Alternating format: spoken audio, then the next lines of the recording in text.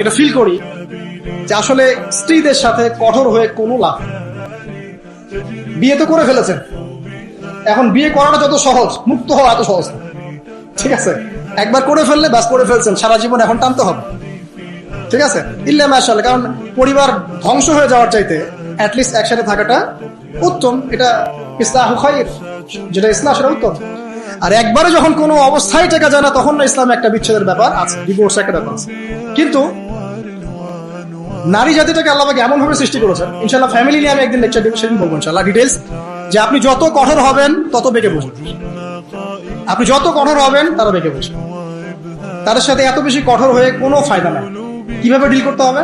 একটা সূত্র বলে, আপনি আপনার মেয়ের প্রতি যেমন, আপনার যদি একটা মেয়ে থাকে 5 বছর বয়স, 10 বছর বয়স, 2 বছর বয়স, একটা মেয়ের সাথে আপনার সম্পর্ক কেমন? খুব মিষ্টি সম্পর্ক। এইভাবে যদি আপনি স্ত্রীর সাথে থাকতে পারেন, আপনি ফ্যামিলি লাইফে হ্যাপি।